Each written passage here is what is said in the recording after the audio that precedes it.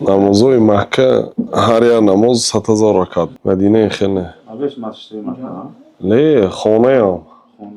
Хонаи гостиницаям 100,000 ракат. ҳудуди ҳарам масҷиди Танъимай, масҷиди Оиша. Баъзи ҷоҳош 10 километр, баъзи ҷоҳош 30 километр, 20 километр. Ҳамаи ҳарам. Қавли саҳеҳ далелаш ба қувват ки ҳаракат намоз масҷиди умуман Макканда ҳудуди ҳарамашанда ҳалол ҷое ки шумо онҷо эҳром баста медароед. Ҳалоланда шикор кардан мумкин. Яъне территорияи ҳалоланда. Яъне ҳаромба ки даромадид мумкин не.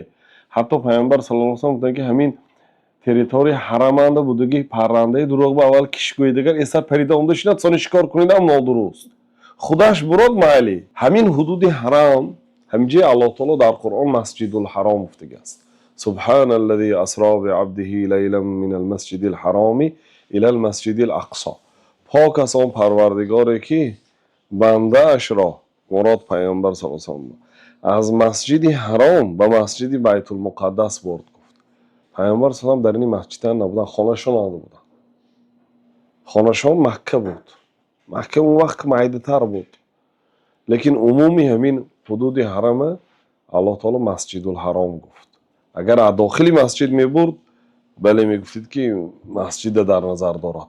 Лекин вақте ки аз шаҳри Макка гиром рафт, Ҷибрил омада, Аллоҳ таоло гуфт ки аз масҷиди ҳаром гиром рафт. Ғайр аз ин, вақте ки пайғамбар саллаллоҳу алайҳи ва саллам соли сулҳи Ҳудайбия омаданд, ино умра кардан ба омаданд. Лекин Макка ба ҳоли надаромада, ҳудуди ҳарам ба надаромада, берин ба як пеши дарахт ба истоданд. Аспу шутурои ҳамҷо бастанд, соя буд дарахти, ҳамҷо шиштанд. Усмон радиаллоҳу анҳуро фиристонданд ба Макка намчун сафир. Рафта хабар те оно ки мо омадем бо мақсади умра. Акози давлати исломӣ ташкил шудаги Мадинада.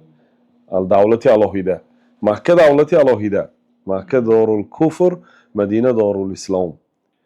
Аку ин давлат ба бевиза омад. То таги дар омад, дар омдан бо виза нест. ҳамин бо ин гап де. Ҳазрати Усмона фиристондан рафта қурайшиҳои калонаш кати суҳбат кунаду фаҳмонанд ки мақсад аз ин сафар фақат умра. Тавоф, Сафо ва Марва қурбонӣ мекуниму мегардим, ҳатто намеистем ду се рӯза. Умара фиристондан буданд аввал. Ҳазрати Умара фиристондан. Умар гуфтанд ки ё Расулаллоҳ, шумо медонед ки ман инҳоро чӣ хел азоб медодам. ҳозир ман медарам, мана мекушад инҳо. Агар Усмона фиристонед, ҳама хеш, Умарам қурайшӣ. Усмон обрӯя мисол гӯем агар масалан Конибодоманду Мансури рекет буд вақтшанда. Вай задану вай кати обрӯ гирифтагӣ. Усмон хел Умар бо ин обрӯ гирифтагӣ не. Усмон хайру саховат, некӣ кати обрӯ гирифтагӣ. Усмона ҳатто занако кӯдакоша вақти хоб мерафтагишона мегуфтаст ки уҳиббука варроҳман ҳубба Қурайшин ли Усман.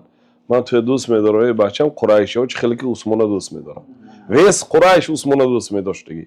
Пайғамбар саллаллоҳу алайҳи ва саллам вақте ки ҳазрати Абубакр омаданд, зонушон кушодагӣ буд. Умар омад, зонушон кушода. Усмон омад ки аввал зонуҳошонро пӯшида, сони дарот гуфтанд. Сони ҳазрати Оиша пурсиданд ки чаро ё Расулаллоҳ ин хел карданд ки афала астаҳии мин раҷулин ястаҳии минҳул малаика. Магар ман шарм надорам аз он одаме ки фариштаҳо аз вай шарм медоранд. Ва ҳазрати Усмон некӣ кати обрӯ гирифтаг. Ҳама ҳар хел обрӯ мегирад. Ҳатто дирӯз як бародар ҳамин домло як кранчия гуфтанд. Як кранчия писарашме ки мемурад, домоташ мемурад. Ҳамин қа одами зиёд ҷамъ шудагӣ, бой, камбағал, барои он ки домулло, ҳукуматдор, чӯ вай кранаш якта кран будааст. Яъне ҳама мачид мевай, хона мевай, ҳама ҷо кор кардагӣ мисол. Ҳама кити ошно. Ҳазрати Усмон ҳамао дасти некишон ресидагӣ. Ин ҷиҳат бинобар ин агар динаша тағйир тиядам, ҳичӣ намекунад ваҳо. ҳазрати Абубакрам ҳам хел буданд. Ва ҳазрати Усмона вақте ки фиристондан, то Усмон омдана иҳо шитиянд ку инҷа. Вақти намоз шавад, аспу ҳама бору боғчаҳо пеши дарахтанда. Дарахт ҳудуди ҳалоланда. پیامبر اسلام صحابه وقتی رفته 10-15 متر روید حرام سر میشد، حدود حرام. اگر روز مسجد عایشه رفته که باشم، همین مسجد عایشه جای حلال هم ایستاده و هم تو 1 متر هم نه، نیم متر این طرف شنده حدود حرام، سرشوی حدود حرام، آخری حدود حرام فته نویسته موندگی 1 محراب با این چیز. پیامبر اسلام صحابه وقتی رفته نماز حدودی حرام هم خونده گشته با اون سایه میشتیگ. همین سایه هم خونده انگرند اینجا هم یک اونجا هم یک باشد. این دلالت ند که حدودی حرام 100,000 رکعت. لیکن مثلا یک آدم صفی کعبه انده ایستاده است، رو 1 متر بعد کعبه، دویم صف 1 متر پستر، فرق این صف و این صف از زمین تا آسمانه.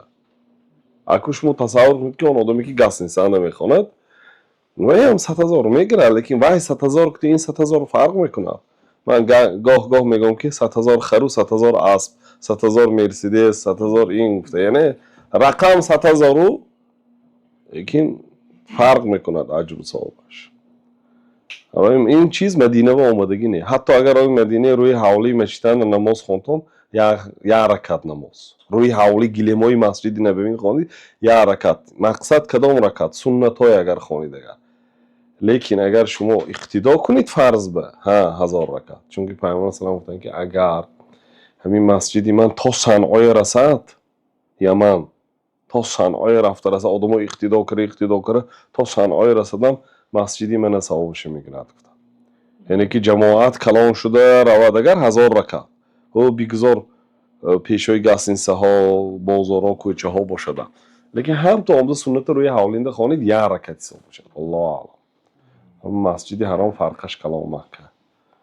1 رکعت نمازتون قریب 14 سال نمازی میخوندگیتون ثوابش میگیرید. ده مکه انده 1 رکعت اگر یه روز به 40 رکعتی حساب کنیم، اگر یه روز به 40 رکعتی حساب کنید 360 روز به چند رکعت نماز میخونید؟ همین رکعت 1 رکعت انده 14 سال نمازی تاجیکستان تا میخونیم مکه انده.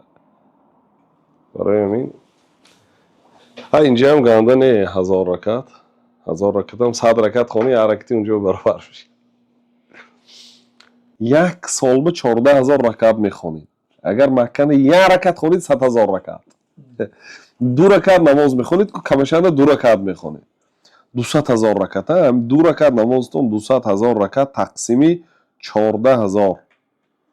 14,000 کنیم اگر 14 سال، یعنی برای 2 رکعت نمازی که در حرم میخونید 14 سال در تاجیکستان یا در روسیه باید مهنت کنید. ده یعنی این معنی اینو ندارد که بعضی آدما من دیدگی هستم کالکولاتور مونده نماز خونساز تپ میکند مسجد نبوی ده کالکولاتور مقداری آورده است که این سال 2002 یک آدم براتیل بود نامش، اخوجان خدا رحمت سید محمود گران نامدگی بود. عمره کالکولاتور میموند پیش ستون بشت است.